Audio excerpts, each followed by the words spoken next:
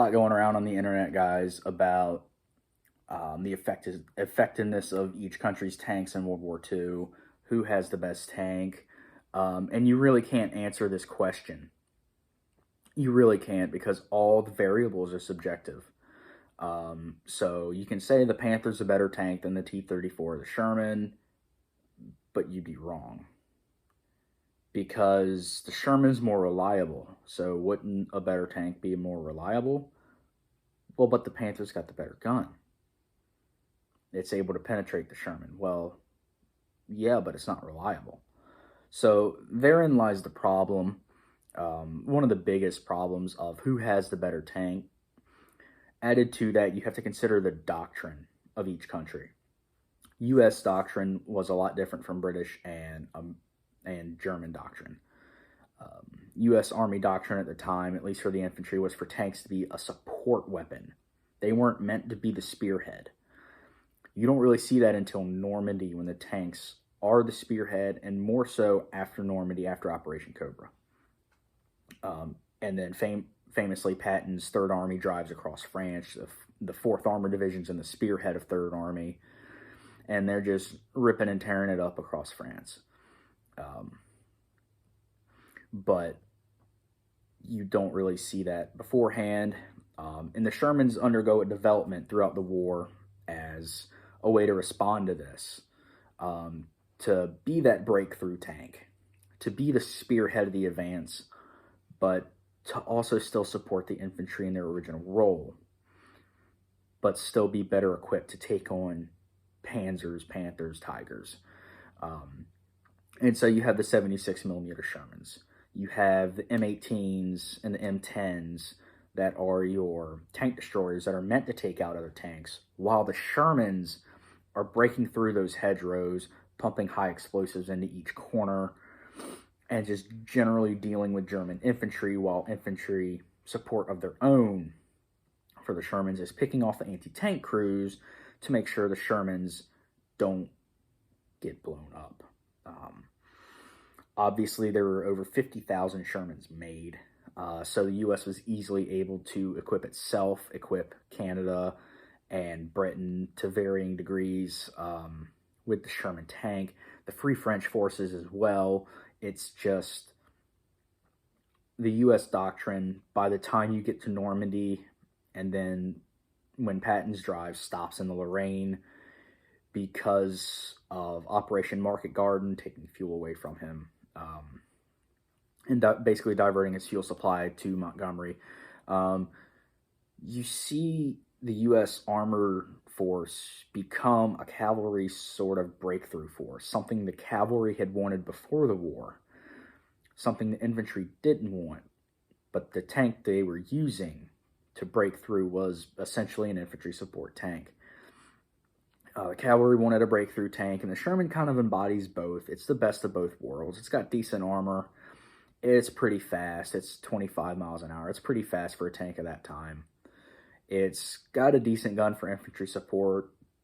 Yeah, you do have to get kind of close to defeat some of these later German tanks, the Panthers and the Tigers.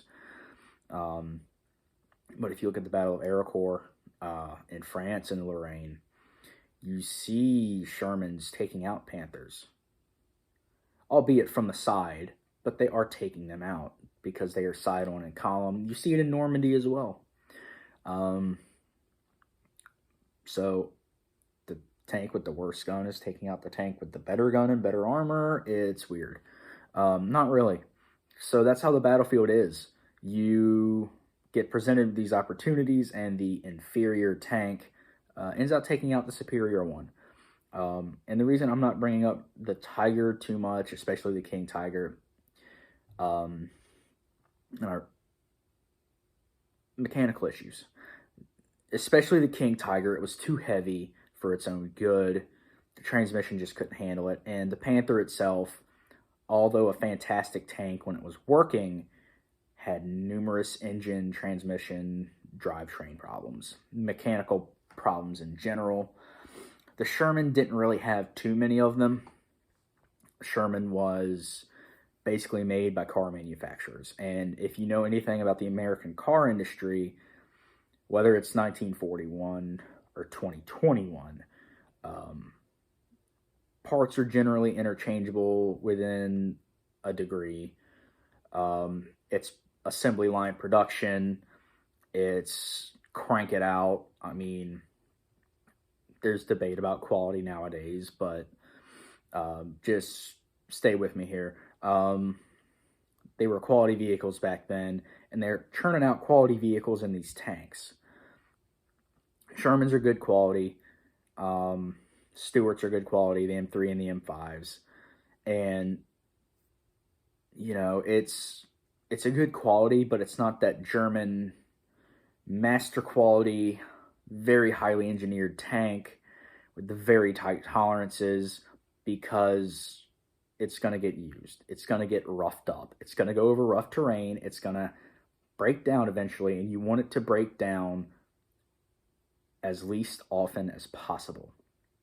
You don't want it breaking down like the Panther. You don't want it breaking down like the Tiger or the King Tiger, or God forbid, unable to cross a bridge like the King Tiger because it's too heavy. Now, this isn't to say that Sherman was the best tank of the war, but it was the right tank at the right time with the right upgrades, because the Sherman was adaptable. It was mobile, which is the entire Army's doctrine at the time. Mobility. They love mobility. The U.S. Army is obsessed with it. That's why the squad doesn't have a light machine gun in it until well after World War II. Nowadays, in the modern military, they have a machine gun, belt-fed machine gun. U.S. squad does not have that in World War II. They have a BAR. That is just an automatic rifle. It is basically an M1, kind of. It's not, but it's an M1 on full auto, is essentially all it really is, with a box magazine. That's the concept, at least. That's not the engineering. That's the concept. It's just meant to have an automatic base of fire, but it's not a belt-fed machine gun like the Germans have. But they're a little more clumsy to move, the belt-feds. The boxes of ammo are bigger, and sure, it fires faster, but everyone has to carry ammo. How are they going to support you? How are they going to move as freely as a U.S. squad, where the BAR, you just need him, his automatic rifleman, and his assistant rifleman, and his ammo bearer, the 3 men of the BAR team. They lay down the base of fire. Those other 2 men have the BAR cartridge belts that carry the magazines, and they have ammo for their M1s in an ammo bag or bandoliers, while the rest of the squad can be maneuvered and then hit the enemy from the side. The U.S. is obsessed with mobility. The Sherman embodies that, and the light tanks embody that too, the M5, the M3. They're very mobile, very fast. They're good. They're good, solid, open country tanks. The problem is no tank is really good in the hedgerows. The problem is that, you know, kill to loss ratios are always going to be skewed as well. And you see historians using these, and you really can't use them without a caveat. And that caveat is you have to inform people that if you're using kill to death ratios from, let's say, the American Third Army, of tanks lost versus tanks killed.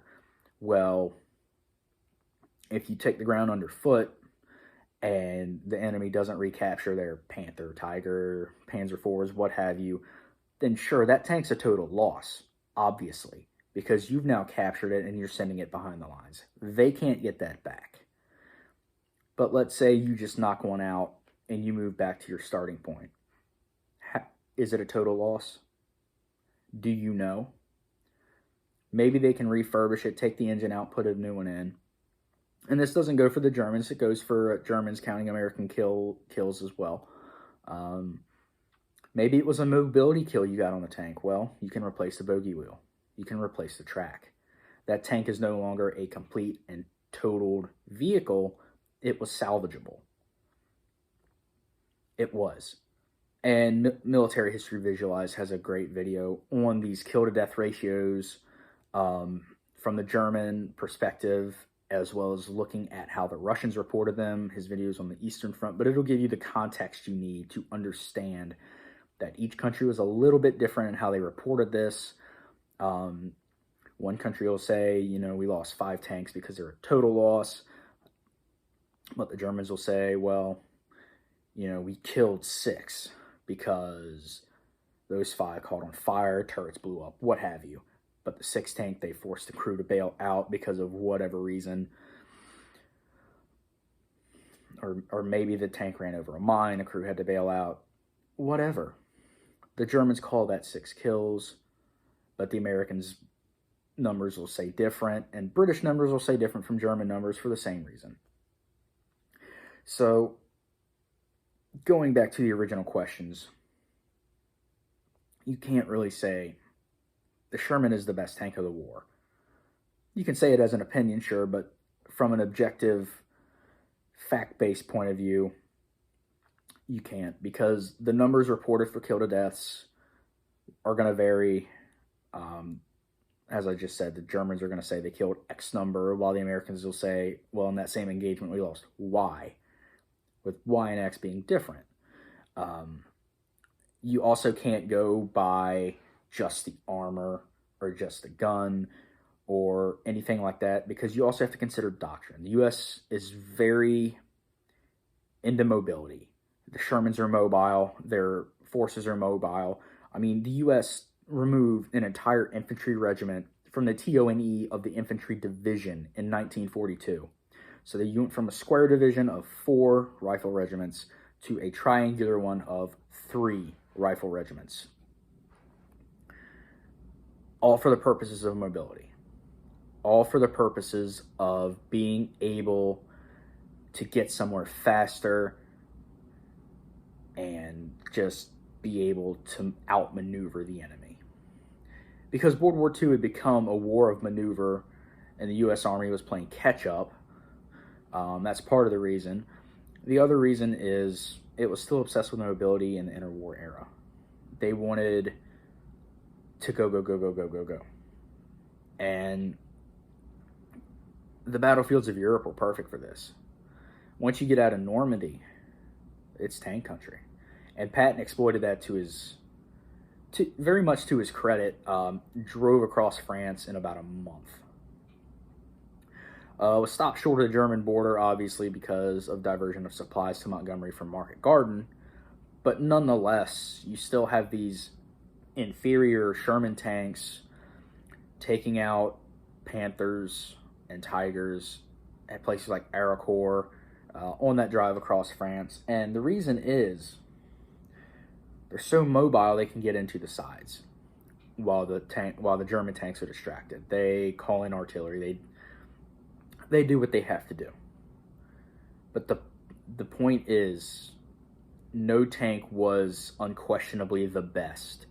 Sure, the T-34 had sloped frontal armor, but that 76 gun really didn't do much to the Tigers or the Panthers at Kursk.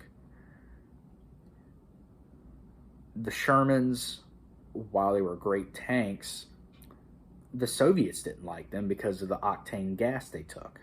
It was a higher octane than the Soviets generally produced. But the Americans loved them. They were easy to maintain. The firepower was adequate for the most part. The infantry loved them, obviously, because they were great to have around. Any tank is great to have around if you're infantry, but if you're clearing a hedgerow or anything, you want that Sherman with the shorter gun to start pumping high explosive rounds, because that's its job. That's what it was designed for. You don't want the Panther with the obscenely long 75 trying to do that, because it's just going to be clumsy, get in the way of the hedgerows. It's not like the Sherman was planned for the hedgerows, but it kind of worked out. And then you start seeing improvements to the Sherman. You see the 76, you see the 17-pounder on the British and Commonwealth ones that became the Sherman Firefly. But again, which one of those is the best? You really can't say. You can't say the Churchill was the best tank, or the Sherman, or the Panther, or the T-34, because the T-34 needed an engine overhaul over 40 hours of driving. You needed need to overhaul the engine. The Panthers are generally unreliable, as are the Tigers, so just be wary of asking this question. You really can't answer it. Not in a subjective form, at least. You can have an opinion and say, you know, you like a Churchill. Well, maybe you think that's the best tank of the war. Great. But objectively, with just plain facts, you can't really say. There's too many variables. There's doctrine. There's kill-to-loss discrepancies between the countries. There's the mechanical. There's the armor. There's the guns. There's the training. There's too much to really take into account. Anyway, I hope you enjoyed that. And that's just my 2 cents on that matter. And just try to phrase your questions a little better if you're one of these people that generally asks this or generally says such and such tank was the best, and then you try to back it up with facts, because someone's going to probably say the same things I just did or some variant of them. Have a good one.